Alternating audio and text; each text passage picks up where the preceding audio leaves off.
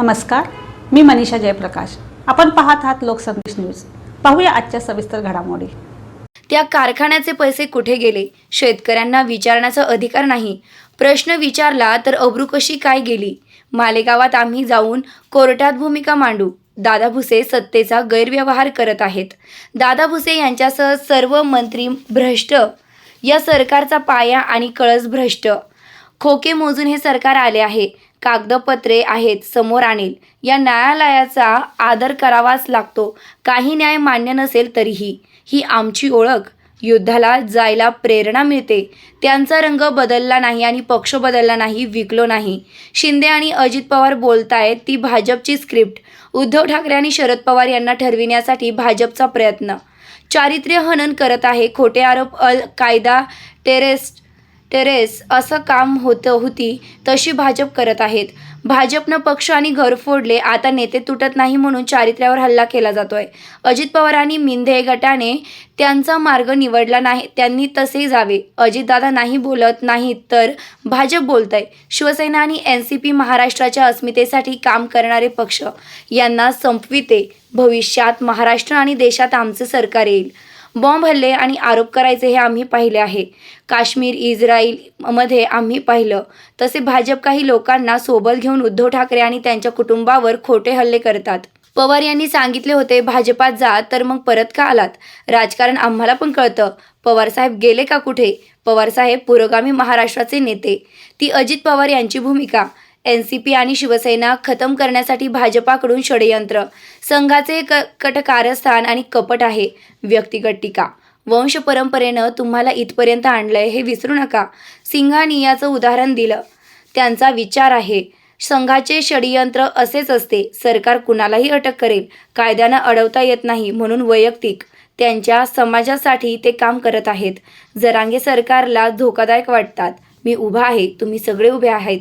प्रदूषण वाढले, त्यांचे जनक एकनाथ शिंदे आहे. वंशाचा दिवा मुलांपेक्षा मुलीच जास्त लावतात, म्हणजे कुठेतरी पर्सनल टीका. बघा, हे व्यक्तिगत टीका टिप्पणी आहे. त्याच वंशप्रमुखानं तुम्हाला इथपर्यंत नेले विसरू नका. कोणालाही आपण कृतज्ञताही पाळली पाहिजे. हे जे भांडण आहे, हे भांडण गौतम सिंघानिया आणि विजयपत सिंघानिया यांच्याशी तुम्हाला दिसतं आहे की आपल्या बापालाच बाहेर काढलं मालका. अशा प्रकारचे भांडण आहे. जरंगे हा विचार आहे ना. एक मिनिट सर, एक मिनिट सर. मनोज जरंगे पाटील म्हणतायत की सरकारकडनं त्यांना अटक होण्याची शक्यता आहे. तुम्हाला असंच काय वाटतं? सरकार कोणालाही अटक करू शकतं. जे सरकारला डोईजड होतात, जे सरकारला कायद्यानं आवरता येत नाही, त्याच्यामुळे सरकार त्या व्यक्तीच्या स्वातंत्र्यावर बंधनं आणून, आम्ही सुद्धा त्यासाठी तुरुंगात गेलो ना. आमच्या बोलण्यावर, लिहिण्यावर, वावरण्यावर बंधनं यावी. मनोज जरांगे पाटील हे सरकारला धोकादायक वाटत असतील. ते त्यांच्या समाजासाठी काम करतायत. त्यांची भाषा प्रखर असेल, पण तुम्ही त्यांचं ऐकलं पाहिजे. लोकशाही यालाच म्हणतात. आम्हालाही कळतं आहे. आम्ही अनेक वर्ष राजकारणामध्ये आहोत. आम्हाला माहिती आहे ना काय ते. आता कशा करता बोलायचं? पण पवारसाहेब गेले का कुठे? पवारसाहेब हे पुरोगामी विचाराचे एक नेते आहेत आणि त्यांना या महाराष्ट्राच्या जडणघडणीमध्ये त्यांचं मोठं योगदान आहे. त्याच्यामुळे कोणी काही आरोप केले असले तरी हे बेछूट आरोप हे भारतीय जनता पक्षानं लिहून दिलेलं स्क्रिप्ट आहे. जे शिवसेनेवरती जे आरोप होत आहेत किंवा शिंदे आणि त्यांचे लोक करतायत ते सुद्धा स्क्रिप्टच आहे. आणि आता हे जे लोक करतायत माननीय पवारसाहेबांवर, ते सुद्धा एक स्क्रिप्ट आणि दि स्क्रिप्टेड ॲलिगेशन्स. मनोज जरांगे पाटील म्हणतायत हे मुळात हे सरकार भ्रष्टाचाराच्या पायावरच उभं आहे. या सरकारचा पाया आणि कळस हा भ्रष्टाचारावरच उभा आहे. भ्रष्ट मार्गानं सरकार आलं आहे, घटनाबाह्य मार्गानं सरकार आलं आहे, बेकायदेशीर मार्गानं सरकार आलं आहे, खोकीच्या खोकी मोजून सरकार आलं आहे. हे काय सांगायला पाहिजे? याचे पुरावे समोर आलेले आहेत. आता कागदोपत्री पुरावे देऊ. पहा तुम्ही. आपण 2 सुनावण्यांना गैरहजर राहिलात, आज जात आहे. महाराष्ट्रामध्ये यापेक्षाही अधिक गंभीर प्रश्न निर्माण झालेले आहेत. शेतकऱ्यांचा प्रश्न असेल, इतर काही प्रश्न आहेत, घटनात्मक प्रश्न आहेत. न्यायालयाची परवानगी मी तेव्हा घेतली होती खरं म्हणजे. पण ठीक आहे, न्यायालयाचा आदर नेहमी करावाच लागतो. जरी काही न्याय आपल्याला मान्य नसले तरी आपल्याकडे परंपरा आहे न्यायालयाचा आदर करण्याची, त्यानुसार आम्ही करतो. ईडीच्या सुनावणीला तुम्ही नाही बघा, शेवटी हे भारतीय जनता पक्षाची भूमिका आहे. मी अजित पवारांच्या भूमिका म्हणून मानत नाही. मी म्हटलं ना, शिवसेना आणि राष्ट्रवादी काँग्रेस खतम करण्यासाठी ही BJPने आखलेलं एक षडयंत्र आहे आणि त्याचाही भाग आहे. एकनाथ शिंदे आणि त्यांचे लोक आणि अजितदादा पवार आणि त्यांचे लोक हे या षडयंत्राचे एक भाग आहे. संघाचं षडयंत्र हे असंच असतं. संघ विचाराचं हे षडयंत्र आहे, कारस्थान आहे, हे कपट आहे आणि त्या कपटानुसार हे सगळं चालू आहे. धन्यवाद. आता पहा ना, मी इथे बसलो आहे, उभा आहे आणि त्या प्रदूषणात तुम्ही सगळे सामील आहात. त्यांना सांगा तुम्हाला काहीच करता येत नाही बरं का. या महाराष्ट्रातलं जे प्रदूषण वाढलेलं आहे त्याचे जनक एकनाथ शिंदे आहेत. मी टेक्निक म्हटलं, जगभरामध्ये अशा प्रकारच्या भूमिका घेतल्या जात आहेत की आधी एखाद्या देशावरचं किंवा देशातल्या राष्ट्रवादी संघटनेवरती असे हल्ले करायचे, खुनी हल्ले करायचे, बॉम्ब हल्ले करायचे. त्यातूनही जमलं नाही तर मग त्या देशाचं कॅरेक्टर असॅसिनेशन करायचं, खोटे आरोप करायचे एखाद्या नेत्यावर, एखाद्या सरकारवर. हे आम्ही पाहिलं आहे. काश्मीरच्या बाबतीत पाहिलेलं आहे, आम्ही मणिपूरच्या बाबतीत पाहिलेलं आहे, इस्रायलच्या बाबतीत, युक्रेनच्या बाबतीमध्ये, अफगाणिस्तानच्या बाबतीमध्ये. हे टेक्निक आहे. हे काय एका पक्षाला मी असं म्हणत नाही. पण भारतीय जनता पक्षानं सुद्धा अशा प्रकारे काही लोकांना हाताशी पकडून फोडून आमचे पक्ष खतम करायचे, आमचं नेतृत्व खतम करायचं, कॅरेक्टरवरती हल्ले करायचे. शरद पवार असतील, उद्धव ठाकरे असतील, त्यांच्या कुटुंबावरती असतील. पण त्यातून त्यांना काहीही मिळणार नाही आहे. शिवसेना असेल किंवा शरद पवार यांच्या नेतृत्वाखालची राष्ट्रवादी काँग्रेस असेल, आम्ही आजही भक्कमपणे उभे आहोत.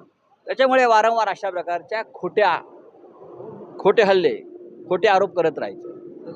पवारसाहेबांनी जर आपल्याला सांगितलं असेल भाजपात जा, मग आपण परत का आलात?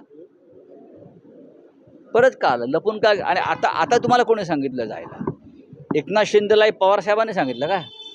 तर पण 2004 मध्येच ठरलं होतं असं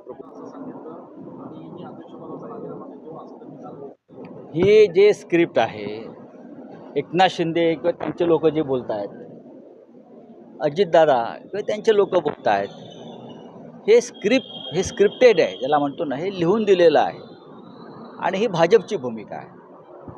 जेव्हा आपण एखाद्याचा पराभव करू शकत नाही, जेव्हा तुम्ही उद्धव ठाकरे आणि शिवसेनेचा पराभव करू शकत नाही, जेव्हा तुम्ही माननीय शरद पवार किंवा उद्धव ठाकरे यांचा पराभव करू शकत नाही, तेव्हा ही भाजपची नीती आहे. आधी त्यांचा पक्ष फोडा, घर फोडा आणि त्यात नाही तर कॅरेक्टर ॲसॅसिनेशन, चारित्र्य हनन करा. अशा प्रकारचं धोरण हे पूर्वी अल कायदा ही टेररिस्ट संघटना पण करत होती. कॅरेक्टर ॲसॅसिनेशन, हल्ले अशा प्रकारचे खोटे आरोप एखाद्या देशावर करायचे. मला वाटतं त्या पद्धतीनं काही राजकीय पक्ष आता या जगात काम करतात. जसं मी अलीकडच्या काही युद्धामध्ये बघितलं, खोटे आरोप करणं, खोट्या भूमिका मांडणं. आम्ही सगळे त्यातून गेलेलो आहोत. माननीय शरद पवार असतील, माननीय उद्धव ठाकरे असतील, यांच्या बाबतीत नेमकं भारतीय जनता पक्षानं हेच केलेलं आहे. आधी पक्ष फोडले, घर फोडलं आणि आता त्यातूनही हे नेते किंवा त्यांचे पक्ष तुटत नाही, कोसळत नाहीत, मग त्यांचं चारित्र्य हनन, कॅरेक्टर ॲसॅसिनेशन हे करण्याची सुरुवात आहे प्रत्येकावर. आम्ही त्या सगळ्याला सामोरं जाऊ आणि उभे राहू. बघा, अजितदादाने एक त्यांचा मार्ग स्वीकारलेला आहे. त्यानंतर मिंदे गटानं त्यांचा एक मार्ग स्वीकारला आहे. त्यांनी त्यांचं युद्ध करावं ना, त्यांनी त्यांचं राजकारण करावं. पण उद्धव ठाकरे हजर आहेत, शरद पवार हजर आहेत आणि भारतीय जनता पक्ष सांगताय. म्हणजे हे शिंदे आणि पवार सांगत नाही आहेत, अजित पवार.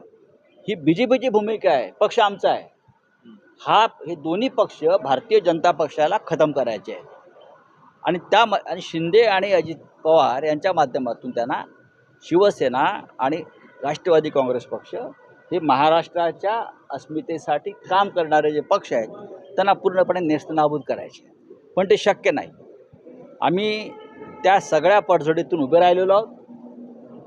आम्ही आता आमचा जो मार्ग आहे तो विजयाच्या दिशेने सुरू आहे. 2024ला या महाराष्ट्रात आणि दिल्लीमध्ये आमचं राज्य येणार आहे.